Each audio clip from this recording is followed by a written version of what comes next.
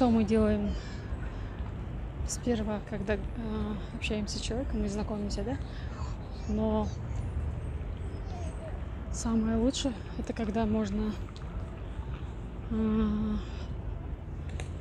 еще это актуально при устройстве на работу, да? Вот. Например, начинаем с вопроса, да? Как вас зовут? Сіздің атыңыз кім? Сіздің атыңыз кім? Ат. Первое значение это лошадь. А второе значение это имя. Адамның аты, имя человека. И потом есть нижний вариант. Есім. Сіздің есіміңіз кім? Сіздің есіміңіз кім? Если на ты, сенің атың кім? Как тебя зовут? А что человек отвечает? Менің есімім Алия. Менің атым Алия. Следующее. Сколько вам лет? Сіздің жасыңыз нешеде? Или қаншада? Қанша, неше, сколько это? Жас, возраст. Потом жас. Второе значение перевода это молодой, молодая. В казахском языке нету, да, мужского и женского, поэтому одинаково.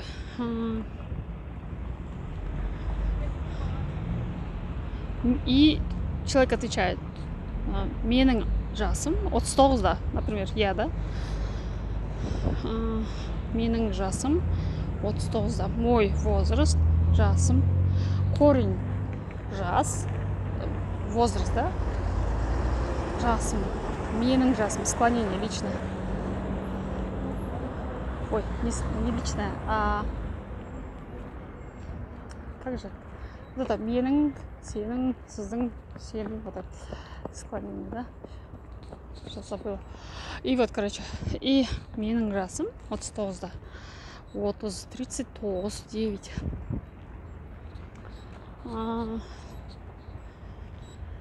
Следующее.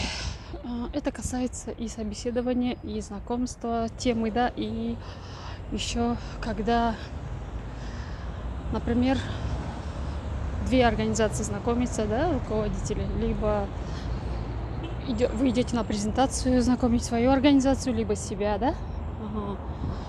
В этом во всех случаях оно применимо. Либо вы зарубежный специалист, который приехал с другой страны и представляете себя, да? Либо еще вы живете в Казахстане много лет и хотите говорить на казахском. В этом случае. Теперь следующее. Где вы родились? Сіз, вы, где, қайда? Туылдыңыз или туып өстіңіз. Родились. От слова туылу, рождаться.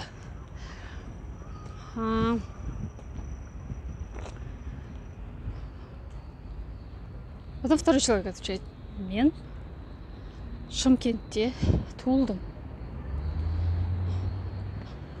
Я в Шымкентте туылдым. Корень Шымкент. Қайда ставится вопрос. И добавляется те. Склонение. Падежное склонение. Қайда. Жатсы, кажется. Вот, Шымкентте туылдым. Бірақ Астанада тұрамын. Но живу в Астане. Астанада тұрамын. Опять же, корень Астана, да, қайда, да? Тұрамын. Корень тұру, жить. Вставать. Тру. Глагол, да, имеется в виду? Жить. Тұрамын. Мын – это мен тұрамын. Личное склонение. Вот. И если вы поехали в зарубеж и там разговариваете на казахском языке, то мен Қазақстанда туылдым.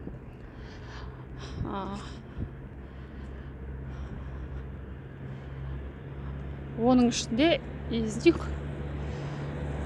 Шымкент қаласында туылдым. В городе Шымкент родилась, да? Вот, теперь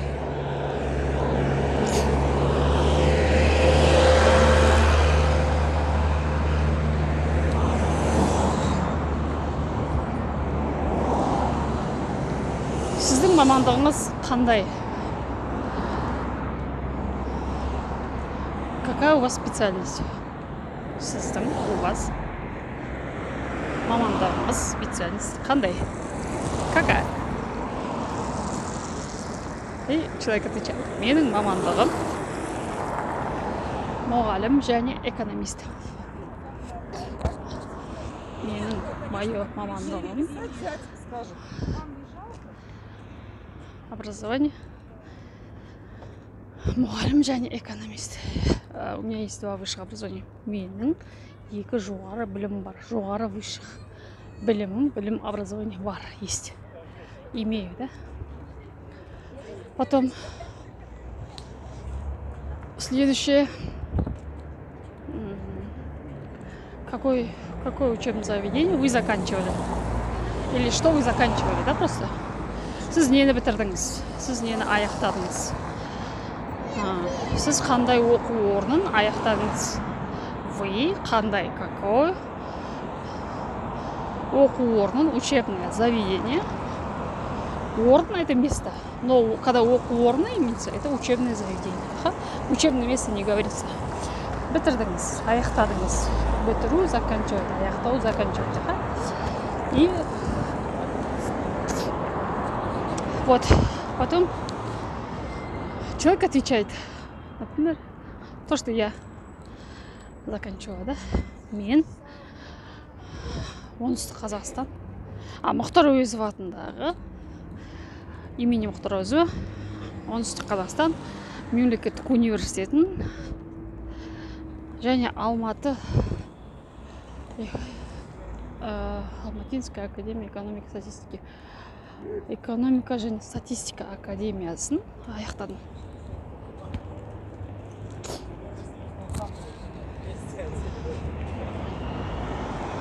Мен Мұхтар Әуезов атындағы это имени оңтүстік Қазақстан, Южный Казахстан мемлекеттік государственный мемлекеттік университет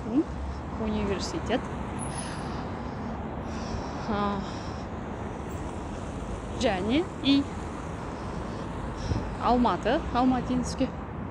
Вообще, когда Алматинский, это алматылық говорится, но лық почему-то убирают и остается просто Алматы, да? Экономика және статистика академиясын аяқтадым. Потом что спрашивают? Сіз қалада қай жерде тұрасыз? Если дело происходит, то есть знакомство происходит в одном городе, да? То есть вы знаете, что этот человек остановился в одном городе, где вы живете, и он спрашивает, где же вы живете, или вы его, да? И вот так. Сіз қалада қай жерде тұрасыз? Где вы живете в городе? Сіз қалада или қаланың қай жерінде, где именно тұрасыз, живете? Остановились, тоқтадыңыз. Имеется в виду гостиница, да? Гостиница, қонақ үй. Так, теперь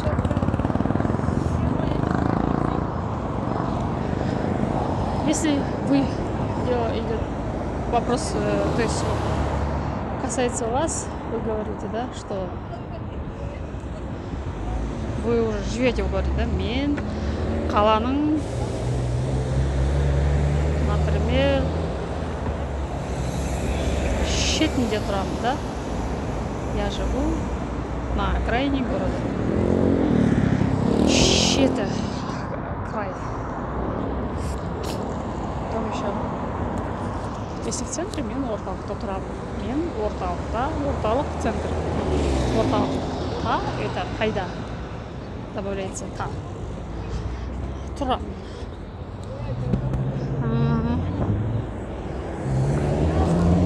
Сіздің үй, Я, сіздің үйіңіз жұмысқа жақын ба, әлде алыс ба? Ваш дом далеко ли или близко ли к вашей работе? Сіздің жұмысыңыз, ваша работа. Жұмыс, работа. Или твоя работа, да? Сенің жұмысың үйіңе, домой, до дома, алыс па, далеко ли, алыс, далеко. Па это когда вот вопрос задаем, вот так отдельно пишется.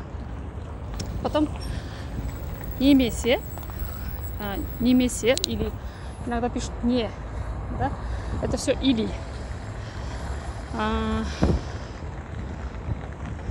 Жақын ба? Жақын, близко. Ба? Так это ставится вопрос тоже ба. Вот. И потом человек отвечает. Да, близко. Я жақын. Близко расположено. Жақын орналасқан. Жақын орналасқан. Все. Или да, нет, далеко находится. Алыс орналасқан. Алыс, далеко. Орналасқан. Расположен. Вот. Потом. Например, если человек спрашивает, да, с кем вы живете? Или с кем ты живешь? Сіз кіммен тұрасыз? Сен кіммен тұрасың? Сен, ты, кіммен, с кем? С кем? Тұрасың, проживаешь, живешь. Проживаете, тұрасыз. Так, теперь. Потом человек отвечает, мен. Если человек живет один туда, мен жалғыз тұрамын. Мен жалғыз. Один или одна, да? Тұрамын. Один вообще это бір. Еще жалғыз, еще можно сказать второй вариант. Бір өзім ғана, или только один тұрамын. Потом или если с родителями, мен ата-анаммен тұрамын. Я живу с родителями, мен ата-анаммен тұрамын. Потом, если человек проживает с женой, с детьми, мен әйеліммен, балаларыммен бірге тұрамын. Мен әйеліммен, әйел жена, или жарыммен, да? Және и балаларыммен, с детьми тұрамын, живу. Потом знакомство.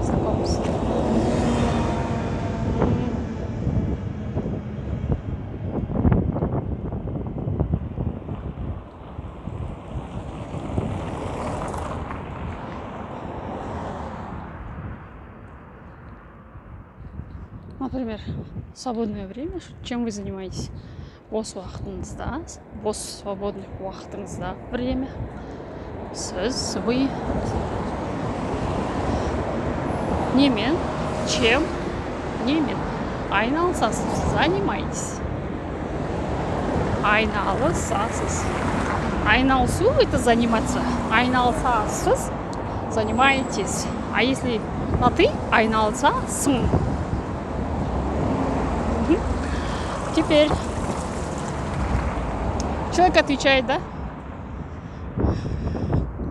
Например, если это мужчина. Мен бос уақытында балық аулауға барамын. Я свободное время, бос уақытында балық аулауға, балық рыба аулауға барамын. Или если это вообще, например, я читаю книги, да? Мен бос уақытында кітап оқимын. Мен бос уақытымда өлең айтамын, пою песни. Спортпен айналысамын, занимаюсь спортом. Что еще? хожу на йогу, йогаға барамын. Потом сплю, устаем. И кто спать. Потом еще кино говорим. Смотрю кино. Кино говорим.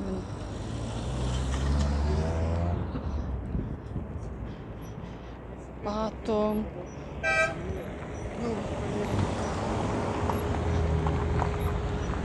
теперь когда встретимся в следующий раз, да?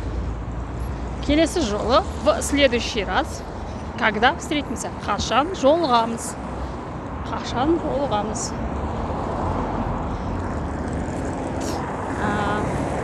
Или кездесеміз, да? Потом еще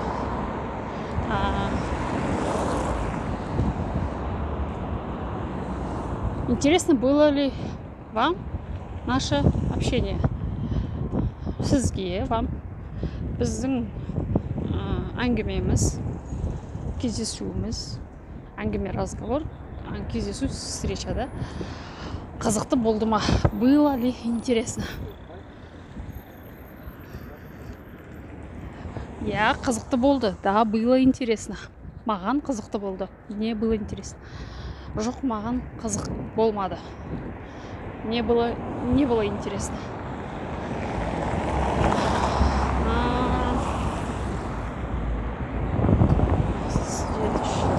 И потом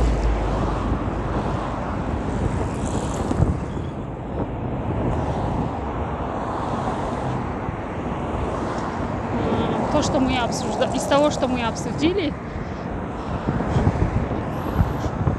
что вы могли бы добавить, да? Сіз, біз талқылаған, то, что мы обсудили, біз талқылаған, талқылау, обсуждать.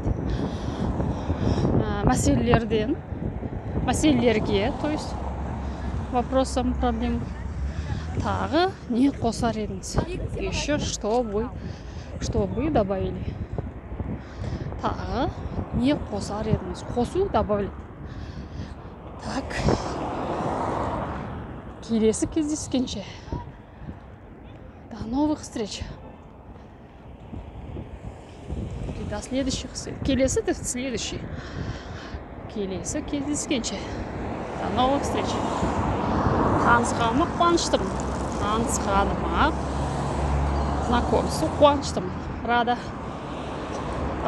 да, или?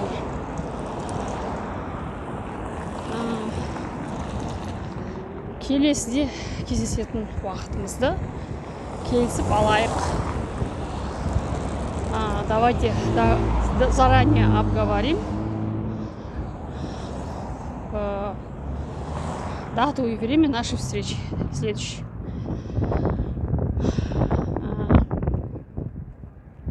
Келесі жолы кездесетін күнді және уақытты алдын ала заранее келісіп алайық.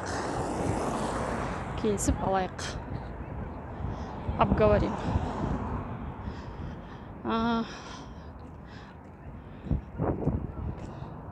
Давайте я вам напишу на WhatsApp, да? Қарсы болмасаңыз, если вы не против, или давайте, да?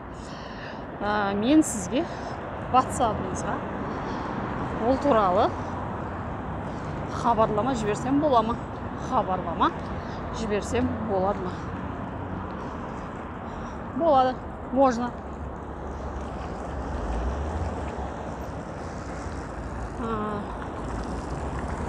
Келе алмасаңыз, хабарын бересіз бе?